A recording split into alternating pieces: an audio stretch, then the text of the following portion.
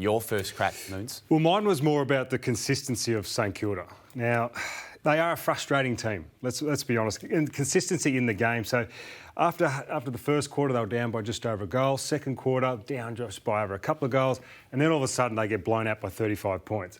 But then we just see how good they can be. And they come back, and just like that, they're 5 points down at three-quarter time, start the last quarter, and all of a sudden they're up and they're flying, and then they dip again. Their consistency in games, and we saw it again last year. That was really hard to watch last year because we really expected them to take that next step after the year before. But then you just see them again, you think, God, like I said, you and I picked them to win. I really thought they were going to get off to a really good start this year, and they just might. I mean, who knows, it might just be a round one. But, geez, that was disappointing the way they just gradually just got to that 35-point deficit, but then just as a flick of a switch, and we know that they've got the talent, they've got the ability, and that's when I watch them, I find them frustrating. I thought they tried. This wasn't an effort-based issue, and I was watching a couple of the plays behind the play. There was exhaustion in the way that was a bit sloppy towards the back end of the game, absolutely.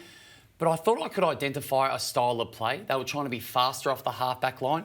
And I don't know the exact scores from turnovers when St Kilda had the football and ultimately handed it back to the Pies, but they were in control of the game multiple times. They gave themselves multiple opportunities to put themselves in a position, in regards to field position, to attack, have a stability behind the football with their defence, but it just looked a little bit sloppy tonight. Maybe it's round one. Yeah, maybe. Not nerves, but just a little bit rusty. But at least from a positive perspective, they actually had opportunities to get on the scoreboard. So the Saints currently hold now the longest premiership streak in the AFL, 56 years since their one and only flag. Having missed the finals last year, Dal, after a really promising 2020, how much pressure do you think is on them this season and in particular on the coach? I think there's pressure on everybody. And, you know, you speak about the coach, and we know there's a couple of coaches in waiting, or there's some really good coaches not in the system at the moment. But it's round one, and they can't control that right now. So if I was a player at St Kilda, I would not even be thinking about it. I can't control the outcome about where they ultimately finish at the end of the year. You know what I can control? Getting the job done next week. Having a really good training block next week and going forward. I heard Buck speak about, you know, as a coach, you analyse everything. What's the last 2 weeks been like? What was their preparation like before the game?